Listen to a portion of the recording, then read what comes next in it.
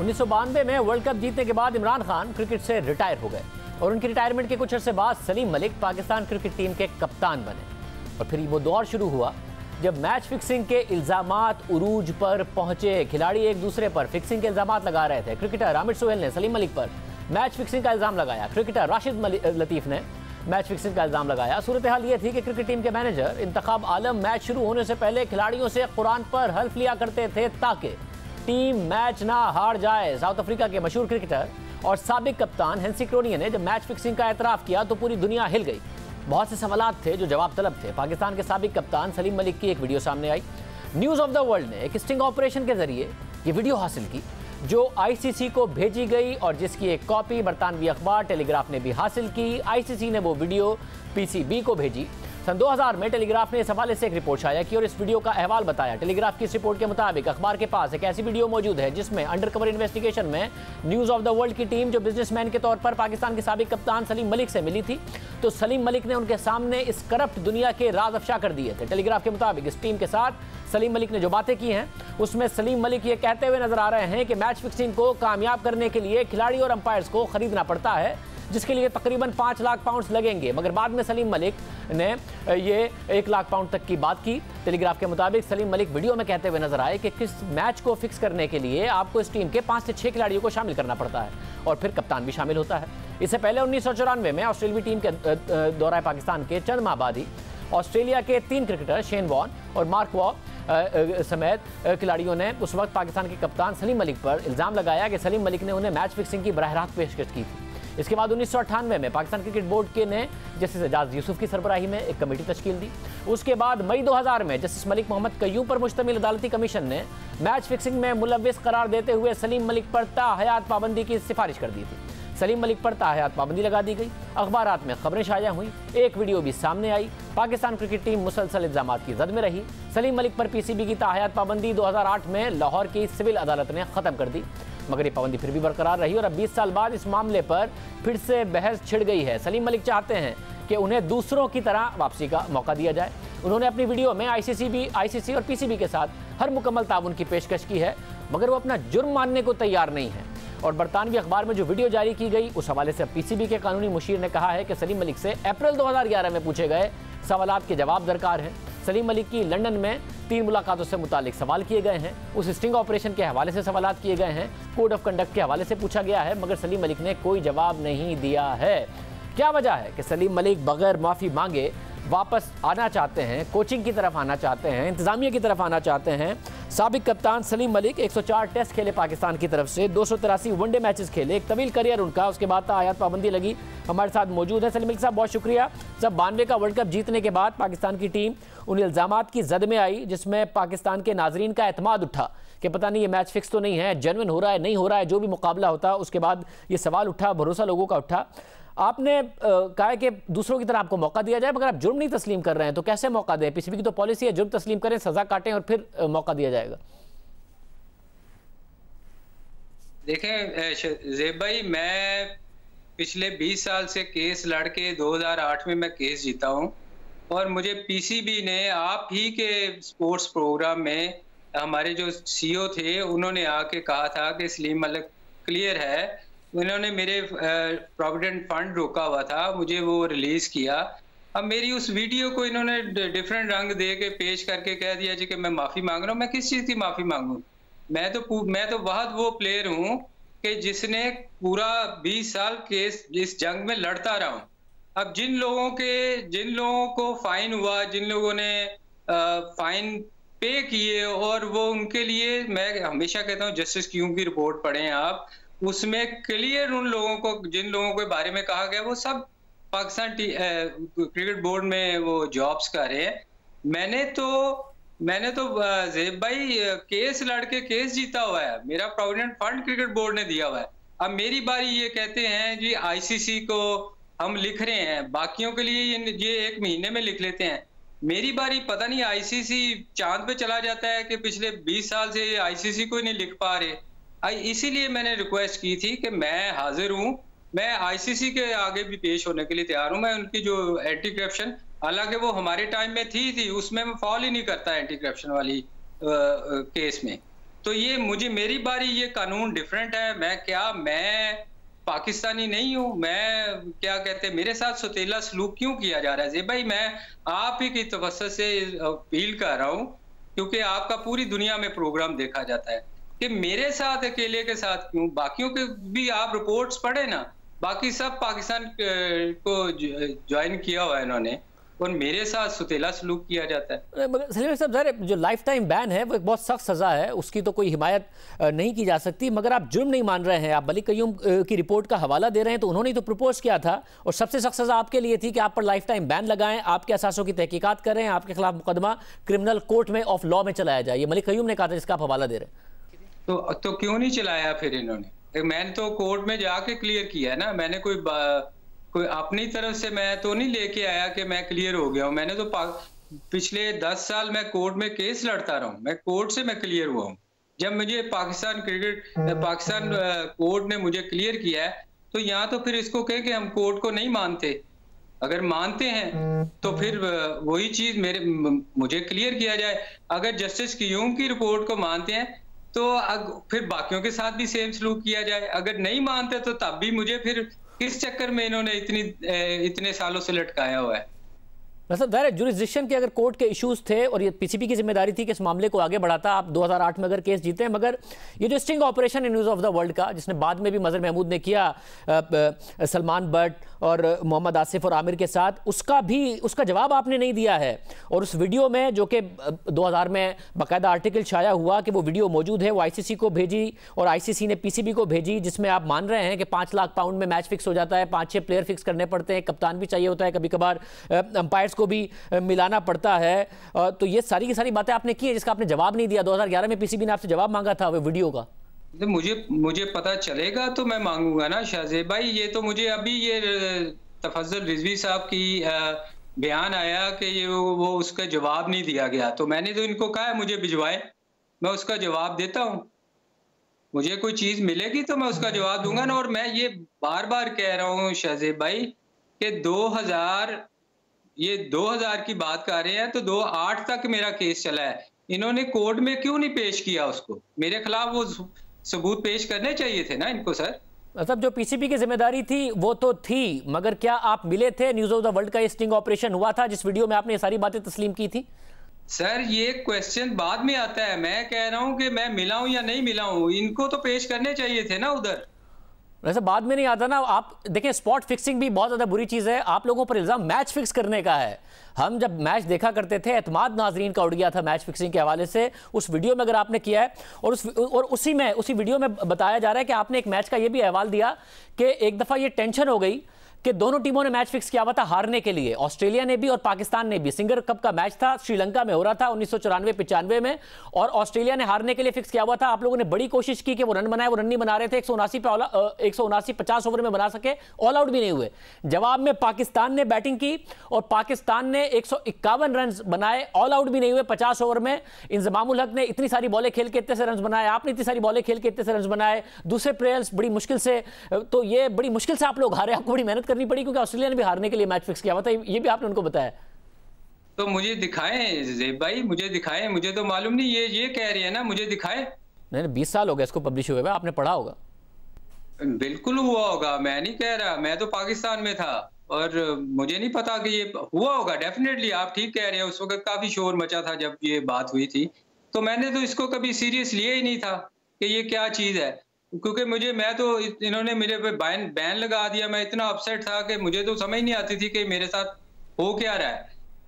अच्छा, मगर इसके अलावा सिर्फ मलिक कय्यूम की रिपोर्ट नहीं है, जैसे एजाज चौधरी और उसके सारे फिर जुरिस्डिक्शन के सारे इश्यूज रहे कि बन सकता था नहीं बन सकता था। उसमें भी राशिद लतीफ़ हों, आमिर सुहेल हों, सब ने आपके खिलाफ टेस्टिफाई किया है। इंतखाब आलम बताते नजर आते हैं कि हाँ जी, वो कुरान पे हल्फ लेना पड़ता था प्लेयर्स से, क्योंकि सोचते थे किसने पता नहीं फिक्स किया हुआ है, किसने नहीं किया हुआ, मैच ना हार जाए, कप्तान ने तो नहीं फिक्स किया हुआ। देखें जी, रिपोर्ट किया होगा, मैं उससे आपसे इत्तेफाक करता हूं कि कहा होगा, मैं नहीं इनकार करता। मगर बात यह है कि कोर्ट ने जब इन्होंने ये सारी मिली भगत काम था, उस वक्त अगर आप देखें ये खुद ही बनाते थे, इंक्वायरियां करते थे और ना मुझे बुलवाया जाता था और फैसला दे दिया जाता था। इसीलिए मैं कोर्ट में गया था और कोर्ट में जाके मैंने ये साबित किया था कि मैं बेकसूर हूं और मुझे एग्जोनरेट किया, मुझे कोर्ट ने बरी किया। ये तो रिपोर्टें तो देखें, रोज रोज नहीं बनती हैं, रोज किसी पे जुर्माने होते हैं। तो बंदा कोर्ट इसीलिए होता है कि आप अपना कोर्ट में जाके प्रूव करें, तो इनको कोर्ट में प्रूव करना चाहिए था। मेरे साहब, जो आप पीसीबी की जिम्मेदारी डाल रहे हैं वो पीसीबी उससे बड़ी जिम्मा नहीं है। किसी पर लाइफ टाइम आप बैन लगा दें और उसको बाकायदे तौर पर कोर्ट में परसू ना करें, और अगर आपने 2008 में जीता है, वो पीसीबी के जो नाकामियां हैं वो पीसीबी उसको उसका जवाब देना चाहिए। मगर ये जो mother Mahmood type sting operation जो है, जो दूसरे प्लेयर के साथ वो ये हुआ था, आप मिले थे नहीं मिले थे? यार ये मैं इंग्लैंड जब आप जाते हैं, आप दोस्तों में बैठते हैं और पता नहीं क्या क्या बकबक कर देते हैं, तो हो सकता है मैं नहीं कह रहा, मुझे वीडियो दिखाएं ताकि मैं इनको क्लियर करूं। वैसे तो फिर वो जो ऑस्ट्रेलिया के साथ मैच है वो हुआ था, वो वाली बात आपने की है नहीं की कि वो हारने के लिए खेल रहे थे, हम भी हारने के लिए खेल रहे थे, वो ऑल आउट हुए बगैर 50 ओवर में 179 बनाए, आप 151 पे आउट हुए, आप भी ऑल आउट नहीं हुए। ये हुआ था या नहीं हुआ था? वो मैच फिक्स था नहीं था? यार ज़ेब भाई, आप क्रिकेट खेलते हैं? हाँ, बड़े शौक से खेली है और उससे ज़्यादा शौक से देखी है, और उससे ज़्यादा बहुत ज़्यादा दिल भी दुखा है जब ये मैच फिक्सिंग की बातें आई हैं, क्योंकि गेम के ऊपर से जब एतमाद गया तो बड़ा अफसोस होता था कि पता नहीं फिक्स्ड है, क्या कर रहे हैं प्लेयर्स।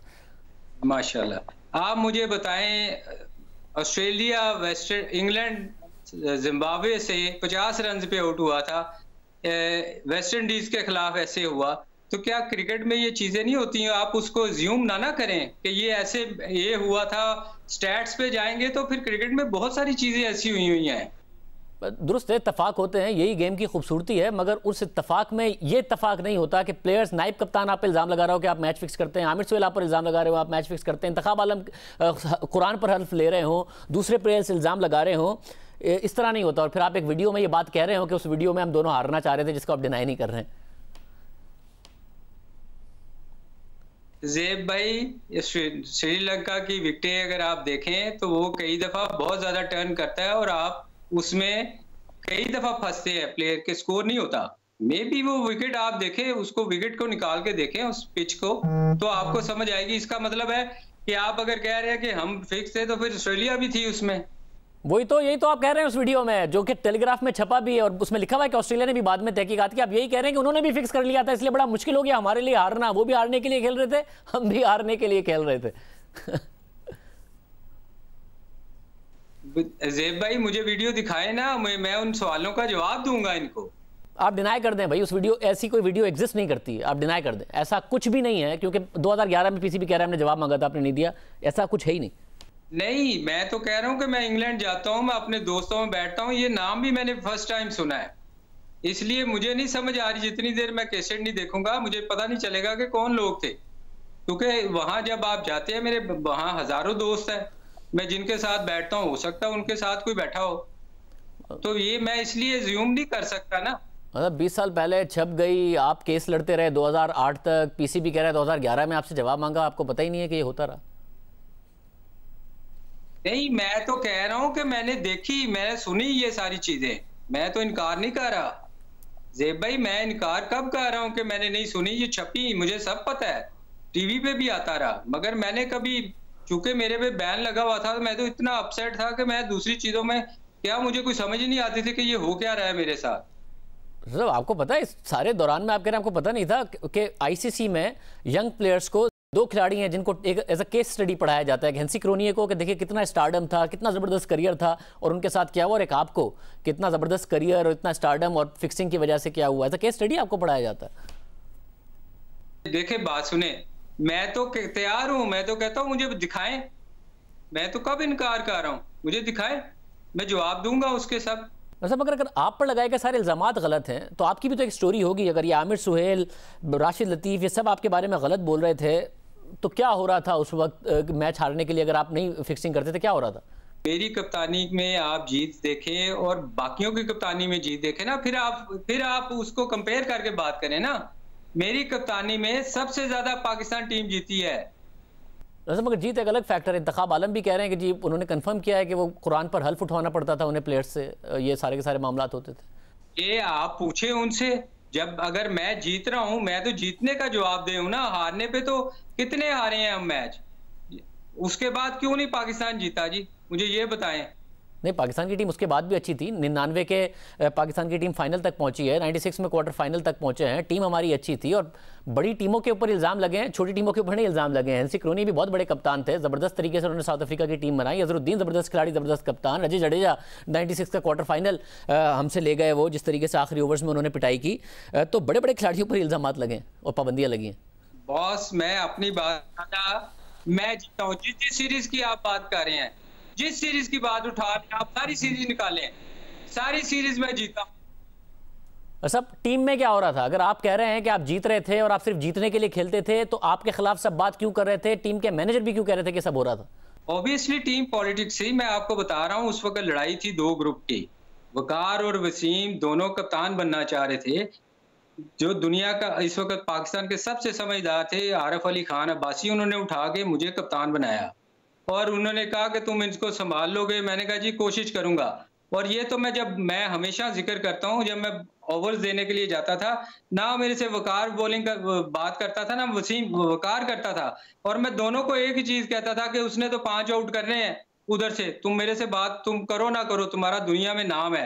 यही चीज मैं उसको कहता था। और इन दोनों तीसरे बॉलर की बारी नहीं आती थी। उस वक्त उनको समझ आई ग्रुपों को कि यार ये तो पक्का होने लगा है, ये तो सारी सीरीज जीत गया है। फिर ये सब इकट्ठे हुए, फिर मेरे खिलाफ मुहिम चली। मगर आपके खिलाफ टेस्टिफाई एक तीसरे प्लेयर ने किया है। उसने कहा कि आप एक तरफ फील्ड खड़ी करके, अताउर रहमान ने कहा कि आपने कहा कि जहां फील्ड खड़ी है उस तरफ बॉलिंग ना करना, दूसरी तरफ बॉलिंग करना। उसने ऐसा ही किया क्योंकि वो भी फिक्सिंग का पार्ट बना और फिर पाकिस्तान मैच हार गया। आप ये अताउर रहमान से किसी वक्त पूछिएगा दोबारा, ये अताउर रहमान से आप जरूर सवाल कीजिएगा, क्या मैंने ये कहा है, उसको ऐसा कहा है? तो मैं तो वो सवाल कर रहा हूँ जिसने जस्टिस एजाज की रिपोर्ट में कहा है, वो आपसे पूछ रहा हूँ, उन्होंने रिपोर्ट में कहा है। सर मैं यही आपको कह रहा हूँ कि आप अताउर रहमान से पूछें। सब तो आपके ताल्लुकात अच्छे हो गए अताउर रहमान से। राशिद लतीफ ने भी आपके बारे में कहा था, अब सबसे बेहतर हो गए आपके ताल्लुकात। राशिद लतीफ का मेरा कोई मसला नहीं था। एक टॉस हुआ था साउथ अफ्रीका में जिसमें वो बारी लेना कह रहे थे, लेनी है या फील्डिंग करनी है, इस किस्म का था, तो मैंने बारी ले ली थी। उस वजह से थोड़ा सा हमारा रिफ्ट हुआ था। अदरवाइज मेरे राशिद के साथ बहुत अच्छे ताल्लुकात हैं। आज भी आप फोन राशिद लतीफ को कर लें। राशिद लतीफ ने आप पर और भी बहुत ज़्यादा इल्ज़ामात लगाए हैं। चेक्स वो बुकीज़ के मुख्तलिफ जगह पे पब्लिश हुआ कि वो दिखाते रहे कि वो आपके नाम पर थे। साथ ही उस टॉस के हवाले से जिसका आप जिक्र कर रहे हैं, उसमें वो उन्होंने कहा कि उन्होंने आपको कन्विंस कर लिया था टॉस के हवाले से, मगर आपने उसके बावजूद उल्टा फैसला किया, पाकिस्तान वो मैच हारा क्योंकि आपने वो मैच फिक्स किया हुआ था। देखें बॉस, बात सुने, ये कप्तान की मर्जी होती है। मैं समझता था उस वक्त कि हमें बारी लेनी चाहिए, तो मैंने वो डिसीजन लिया। मेरा वाइस कैप्टन उस पर एग्री नहीं कर रहा था, पर टीम मैंने लड़ानी थी ना, अंदर कप्तान लड़ाता है ना टीम। तो आपसे अच्छे भी डिसीजन होते हैं और बुरे भी होते हैं। तो ये कोई लिखा तो नहीं हुआ था कि मैं हर वक्त मेरा डिसीजन कोई अच्छा ही होगा, गलत मैं कोई खुद अल्लाह माफ करे कि मैं फरिश्ता तो नहीं था। मगर इस एक मैच के अलावा भी उन्होंने बहुत ज़्यादा आप पर इल्ज़ाम लगाया। वो क्या कहते हैं, राशिद लतीफ़ हों, दूसरे खिलाड़ी हों, वो कहते हैं कि उन्होंने गलत इल्ज़ाम लगाए थे आप पर? नहीं, अब तो वो सारे कहते हैं यार गलत हुआ है हमसे। सब कहते हैं कि यार ज्यादती हुई है। आप पूछ लें सबसे, सब कहते हैं ज्यादती। ठीक है, अल्लाह ताला, मैंने तो अल्लाह पे छोड़ा हुआ है, अल्लाह जाने और वो जाने। जिसने जो मेरे लिए किया है वो कोई खुश नहीं है, मैं आपको बता दूं। बहुत शुक्रिया। सलीम मलिक साहब हमारे साथ मौजूद थे। वो बोर्ड से कह रहे हैं कि बोर्ड पर लीगली मामला आगे बढ़ा था, मैंने तो कोर्ट से केस जीता है। साथ में कह रहे हैं कि प्लेयर्स कहते हैं कि हमने गलत किया था, हमसे ज्यादती हुई है। अब राशिद लतीफ़ ही बता सकते हैं कि वो वाकई ऐसा कह रहे हैं। हम कोशिश करेंगे कि उनसे भी इस हवाले से बात करें, क्योंकि 90 की दहाई एक बहुत ही डार्क चैप्टर ख्याल किया जाता है पाकिस्तान के क्रिकेट के लिए, जहाँ तक मैच फिक्सिंग का ताल्लुक है। अब देखते हैं इस हवाले से पीसीबी क्या करता है। आज के प्रोग्राम में इतने, प्रोग्राम में मुलाकात हो गई। अल्लाह।